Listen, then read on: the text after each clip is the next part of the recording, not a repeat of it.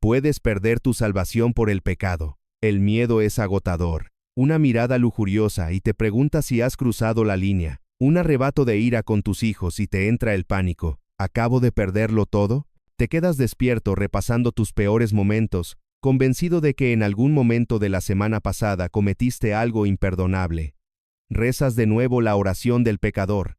Solo para estar seguro, esto no es una vida abundante. Es un trastorno de ansiedad espiritual, una comprobación constante del pulso de tu salvación, aterrorizado de que el monitor cardíaco haya registrado un plano. Pero esto es lo que realmente dice la Escritura. En Juan 10, versículos 28 y 29, Jesús declara que Él da vida eterna a los creyentes, y que nunca perecerán. Nadie puede arrebatarlos de su mano ni de la mano del Padre. Romanos 8, 38, hasta 39, enumera todo lo que no puede separarnos del amor de Dios: la muerte, la vida, los ángeles, los demonios, el presente, el futuro, los poderes, la altura, la profundidad, cualquier cosa en toda la creación. Efesios 1:13 dice que los creyentes están sellados con el Espíritu Santo como garantía. Consideremos al rey David, no solo su fracaso, sino la naturaleza calculada del mismo. En 2 Samuel 11 se relata cómo vio a Betsabé bañándose, envió mensajeros para que la trajeran, se acostó con ella, y luego orquestó un elaborado encubrimiento cuando ella quedó embarazada. Cuando eso fracasó, organizó el asesinato de Urías en el campo de batalla. Adulterio premeditado, asesinato premeditado, 2 delitos capitales según la ley. Luego, 9 meses de negación mientras Betsabé lloraba y David fingía que nada había pasado. Cuando el profeta Natán finalmente lo confrontó en 2 Samuel 12, el niño murió. Su familia cayó en la violencia durante años después de eso. Las consecuencias terrenales fueron devastadoras. Sin embargo, lee el Salmo 51, la oración de arrepentimiento de David. No le ruega a Dios que lo salve de nuevo. Pide que se le devuelva la alegría, un corazón limpio, el regreso de la presencia de Dios. En 2 Samuel 12:13, Natán le dice a David que el Señor ha quitado su pecado, de inmediato y por completo. David siguió siendo un hombre según el corazón de Dios. Su salvación nunca estuvo en duda. Su comunión se rompió, su familia pagó un precio terrible, pero su posición como hijo de Dios siguió siendo segura. Hoy en día, un creyente peca y cae en una espiral de desesperación, convencido de que ha quemado su último puente con Dios. Otro peca, se arrepiente sinceramente y vuelve al Padre que lo ha estado esperando. La diferencia no es la gravedad del pecado, sino comprender lo que realmente es la salvación. Primera de Juan, capítulo 1, versículo 9, nos recuerda que si confesamos nuestros pecados, Dios es fiel y justo para perdonarnos y limpiarnos. Romanos, capítulo 5, versículo 8, demuestra que el amor de Dios no es condicional. Cristo murió por nosotros cuando aún éramos pecadores. Hebreos, capítulo 7, versículo 25, dice que Jesús salva completamente y siempre vive para interceder por nosotros. Esta es la verdad. La justicia posicional y la santificación práctica son cosas diferentes. Tu posición en Cristo, justificado, adoptado, sellado, no fluctúa con tu comportamiento. Tu crecimiento en santidad sí lo hace. El pecado daña la relación, invita a las consecuencias, entristece al espíritu, pero no borra tu nombre del libro de la vida. La salvación es la obra de Dios de guardarnos, no nuestra obra de mantener la perfección. Jesús no es solo el autor de tu fe, sino también el consumador. El que comenzó la buena obra en ti, la completará. Eso no es licencia para pecar, sino libertad para correr hacia Él cuando lo haces, sabiendo que los brazos del Padre están abiertos, no cruzados. Antes de continuar con el video y mi explicación, me gustaría pedirles ayuda. Intento llegar a los 1500 suscriptores antes de que termine febrero, así que les agradecería mucho que se suscribieran y me apoyaran. La salvación requiere una comprensión perfecta de la doctrina.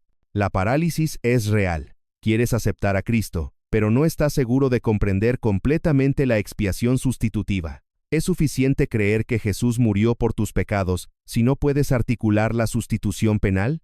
La semana pasada rezaste la oración del pecador, pero ahora te aterra no haberlo hecho con suficiente convicción, no haberlo entendido correctamente. Así que esperas, estudia, Intenta alcanzar la claridad teológica antes de atreverte a acercarte a Dios.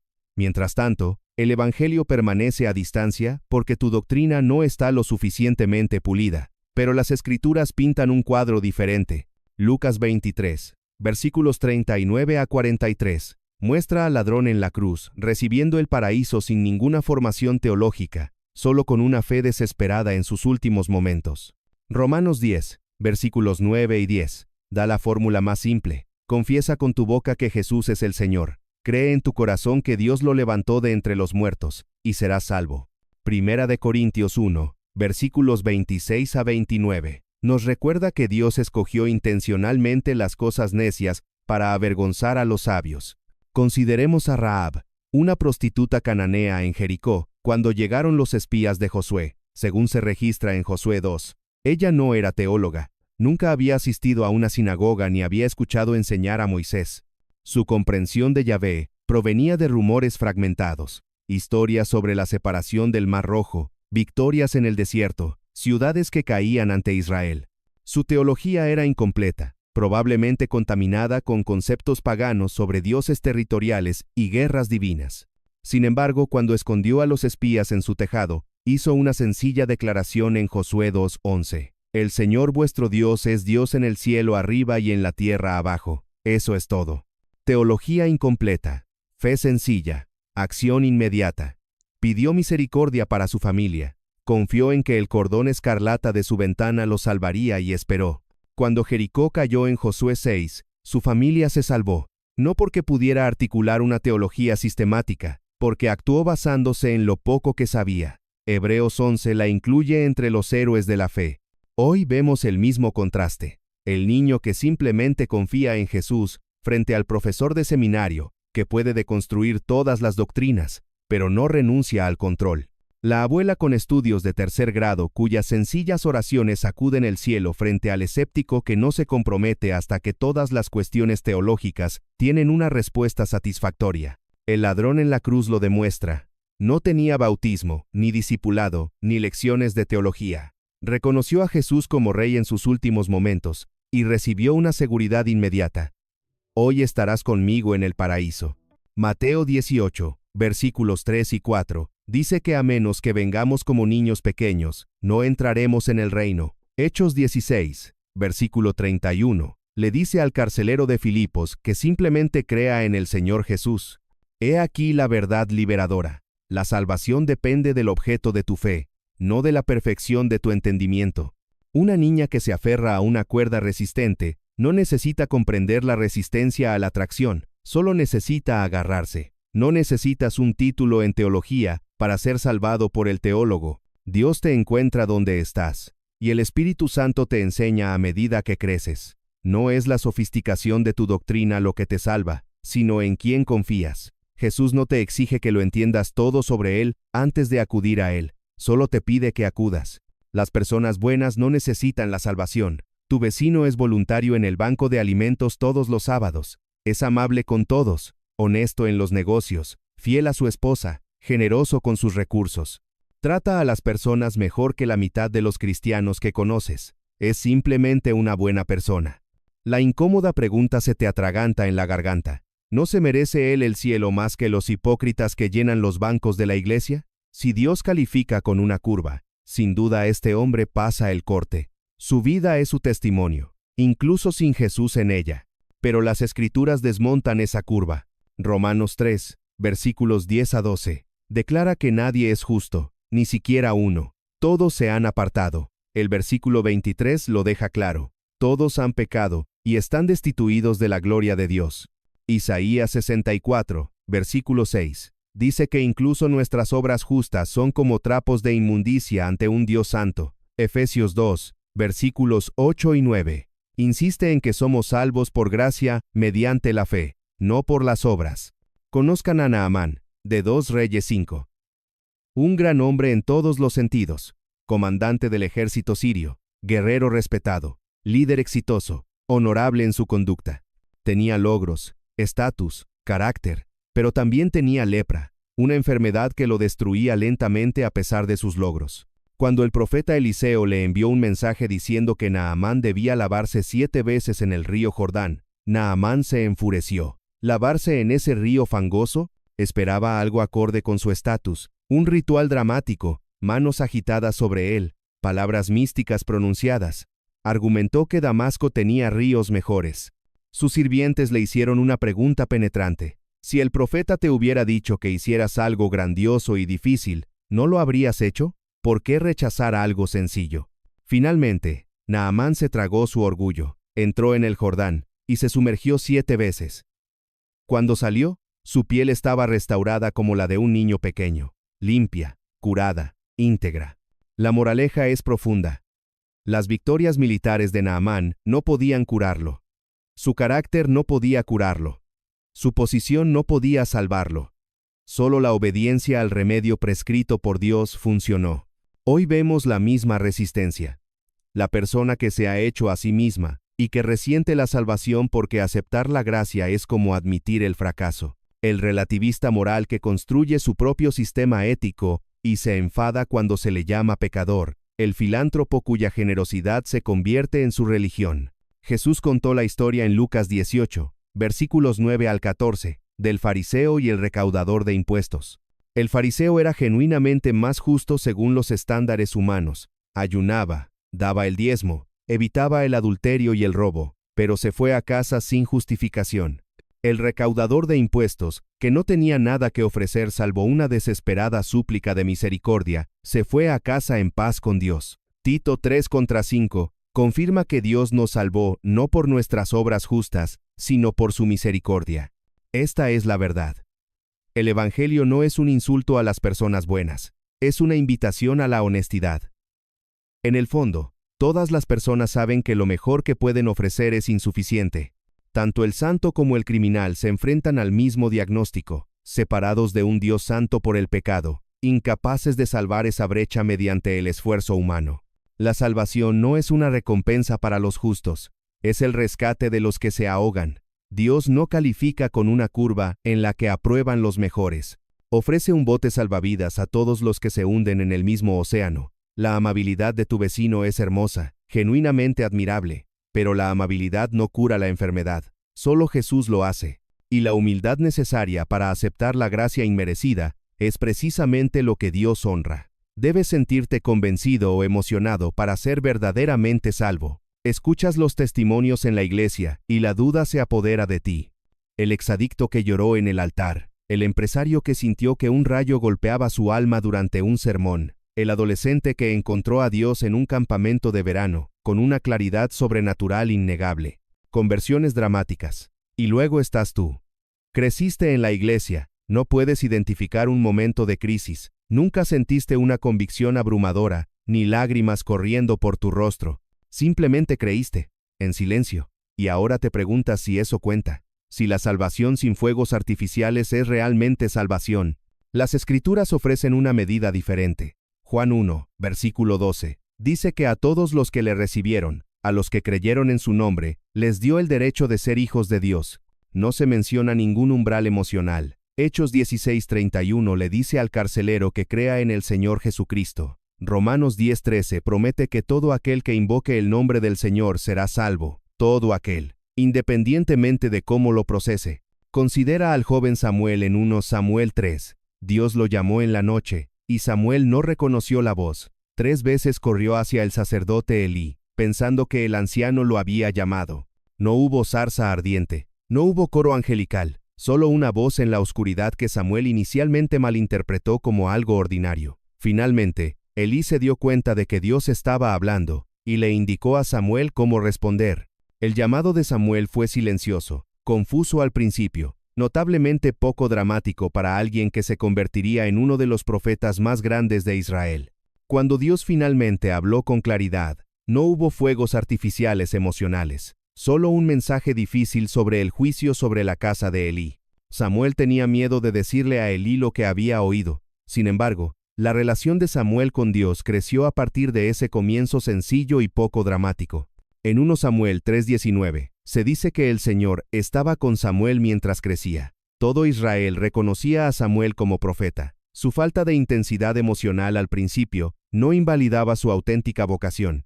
El factor de la personalidad es importante aquí. Los introvertidos procesan internamente, mientras que los extrovertidos se expresan abiertamente. Los pensadores analíticos abordan la fe de forma cerebral, mientras que los que responden emocionalmente la experimentan de forma visceral. Algunas personas lloran con las películas, otras no. Sin embargo, la Iglesia a veces crea una forma correcta de experimentar la salvación que excluye a la mitad del temperamento humano. Hechos 8, versículos 26 al 39, registra la conversión del eunuco etíope. Felipe le explicó Isaías 53. El eunuco creyó, encontraron agua, y fue bautizado.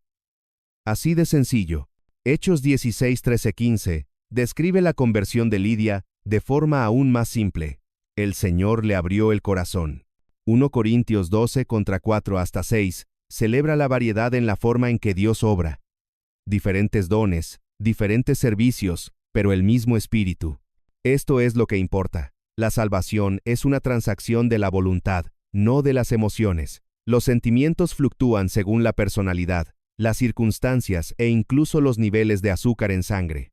Puedes sentirte cerca de Dios en un retiro de adoración y lejos durante la temporada de gripe. Lo que te salva es la decisión de confiar en Cristo, que puede llegar con lágrimas o con una certeza tranquila, con una conversión en medio de una crisis o con una comprensión gradual. Dios no exige una actuación emocional, exige una fe sincera. Tu relación con Cristo se profundizará con el tiempo, independientemente de la temperatura emocional en el momento de la conversión. Confía en la promesa, no en los sentimientos.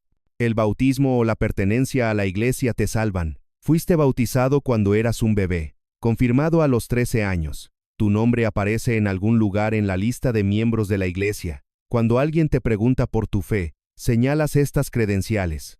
Certificado de bautismo. El banco familiar donde se sentaban 3 generaciones. Esta es tu herencia, transmitida como las escrituras de propiedad. Eres cristiano porque tus padres eran cristianos, porque se realizó el ritual, porque la institución te reclamó. Pero, ¿tu corazón se ha rendido alguna vez? ¿O confías en una ceremonia para lograr lo que solo Cristo puede hacer? La confusión es antigua. Hechos 8, versículos 12 y 13, registra que la gente de Samaria creyó el mensaje de Felipe y se bautizó, incluido un hombre llamado Simón. Los versículos 18 al 23 revelan que su corazón permaneció sin cambios a pesar de su bautismo. Cuando intentó comprar el poder del Espíritu Santo con dinero, Pedro lo confrontó. Tu corazón no es recto ante Dios.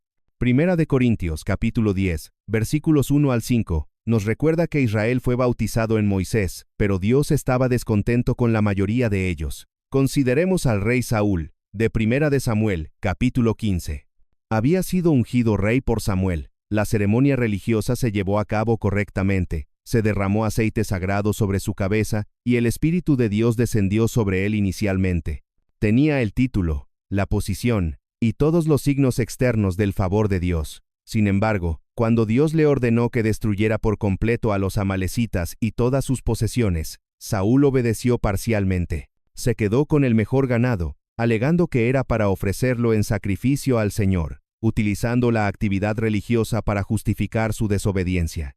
Cuando Samuel lo confrontó, Saúl puso excusas, culpó al pueblo e insistió en que, técnicamente, había seguido las órdenes. Señaló sus intenciones religiosas, sus sacrificios planeados. La respuesta de Samuel, en el versículo 22, fue contundente. El obedecer es mejor que el sacrificar. Luego vino el veredicto devastador en el versículo 23. Por cuanto has desechado la palabra del Señor, Él te ha desechado como rey. La unción de Saúl no importaba. Su posición no importaba. Su corazón no estaba rendido, y Dios vio más allá de los rituales externos. Durante años, Saúl continuó realizando deberes religiosos consultando a sacerdotes, ofreciendo sacrificios incluso después de que el Espíritu de Dios se hubiera apartado de él. Seguía haciendo gestos mientras la relación había terminado. Hoy en día, el patrón se repite. La persona confirmada en una iglesia litúrgica que nunca se ha rendido personalmente a Cristo. El individuo bautizado de niño, que nunca ha tomado su propia decisión. El miembro de la iglesia que sirve en comités, asiste a todos los servicios, conoce todos los himnos, pero no tiene una relación íntima con Jesús. Juan 3, versículos 3 al 7, muestra a Jesús diciéndole a Nicodemo, un líder religioso que tenía todas las credenciales externas, que debe nacer de nuevo. Tito 3, versículo 5, confirma que no somos salvos por nuestras obras justas, o los rituales que hemos realizado, sino por la misericordia de Dios. Romanos 2, versículos 28 y 29, declara que la verdadera circuncisión es la del corazón, por el Espíritu, no solo la externa. Esta es la verdad sobre los rituales y la relación. El bautismo y la participación en la iglesia son hermosas expresiones de la salvación, no sustitutos de ella. Son el anillo de bodas, no el matrimonio en sí mismo, la declaración pública de una realidad interna. Ninguna ceremonia salva, solo Cristo salva. La actividad religiosa no puede sustituir a la regeneración. La buena noticia es que la salvación no requiere un pedigrí religioso perfecto. Requiere un momento personal y decisivo de confiar solo en Jesús. El ladrón en la cruz no tenía bautismo, ni pertenecía a ninguna iglesia, ni había recibido clases de confirmación. Solo tenía una fe genuina en sus últimos momentos, y Jesús le prometió el paraíso ese mismo día. En el cristianismo auténtico, la relación siempre precede al ritual. La salvación significa que la vida se vuelve más fácil. Aceptaste a Cristo esperando un gran avance, bendiciones financieras, relaciones sanadas, circunstancias favorables. En cambio, tuviste pruebas más difíciles que antes. Tu familia te rechazó. Tu carrera se vio afectada porque no quisiste comprometer tu integridad. Los problemas de salud persistieron a pesar de las fervientes oraciones. Y ahora estás confundido, tal vez incluso enojado. Si Dios te ama, ¿por qué seguirlo se siente como caminar cuesta arriba en una tormenta? Malinterpretaste el Evangelio, o el Evangelio tergiversó lo que realmente incluye la salvación. La incomodidad es válida, pero las Escrituras nunca prometieron facilidad. Juan 16, versículo 33, registra la advertencia de Jesús a sus discípulos. En este mundo tendréis aflicciones. No, podéis tener aflicciones, tendréis aflicciones. Hechos 14, versículo 22.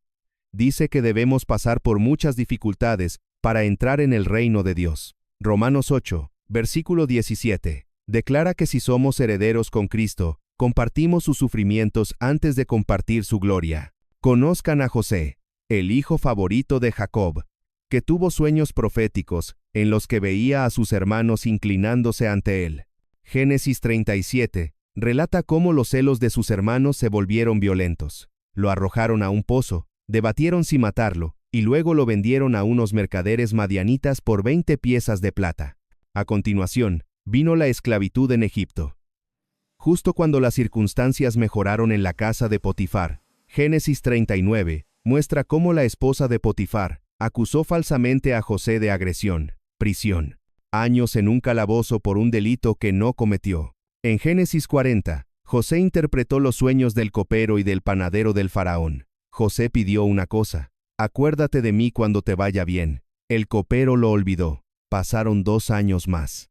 José pasó más de una década en la esclavitud y la prisión, viendo cómo las promesas de Dios se burlaban de él desde la distancia. Cada vez que las circunstancias parecían mejorar, volvían a derrumbarse.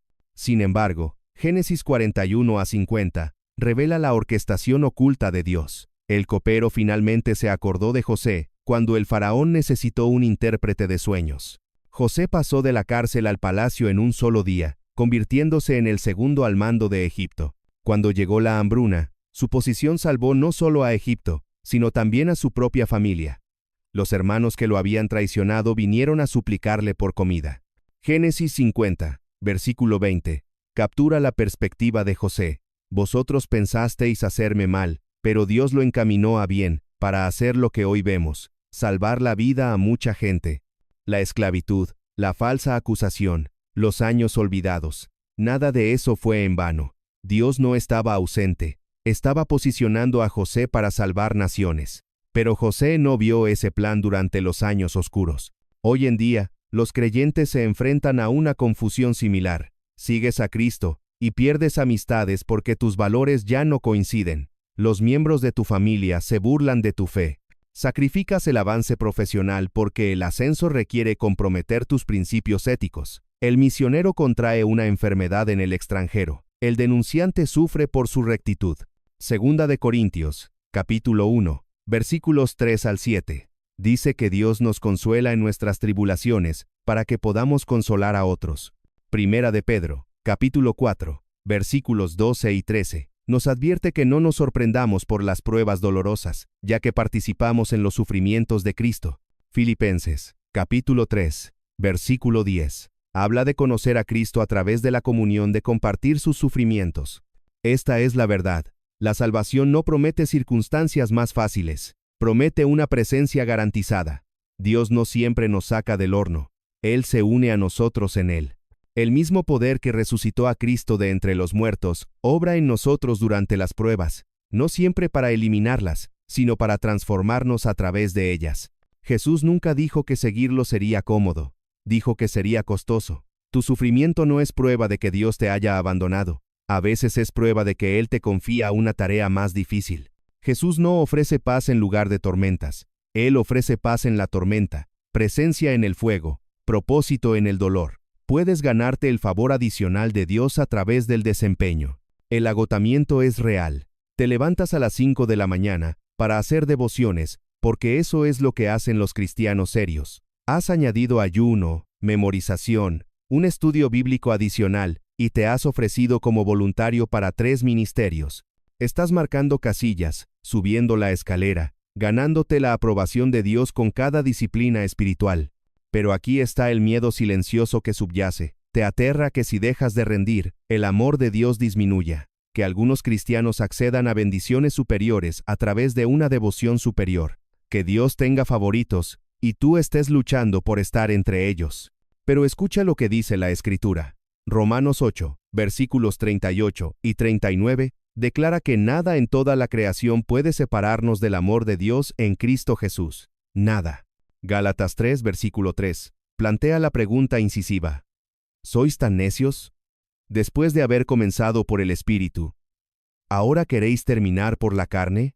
Hebreos 4, versículo 16, nos invita a acercarnos al trono de la gracia de Dios con confianza, no con nuestro currículum espiritual pulido. Consideremos la parábola que Jesús contó en Lucas 18, versículos 9 al 14. Un fariseo y un recaudador de impuestos fueron al templo a orar. El fariseo se puso de pie y oró. Dios, te doy gracias porque no soy como los demás hombres, ladrones, malhechores, adúlteros, ni siquiera como este recaudador de impuestos. Ayuno 2 veces por semana y doy la 10ª parte de todo lo que gano. Esto es lo que resulta incómodo. El fariseo no mentía, realmente hacía esas cosas. Según todos los criterios externos, era más justo que el recaudador de impuestos que estaba a su lado. Su currículum religioso era impresionante y preciso. El recaudador de impuestos, por su parte, había cometido verdaderos pecados, había colaborado con Roma y extorsionado a su propio pueblo. Ni siquiera alzaba la vista al cielo, sino que se golpeaba el pecho y decía, Dios, ten piedad de mí, que soy pecador. El veredicto de Jesús nos sorprende. Os digo que este hombre, y no el otro, volvió a su casa justificado ante Dios. El recaudador de impuestos volvió a su casa en paz con Dios. El fariseo no. ¿Por qué?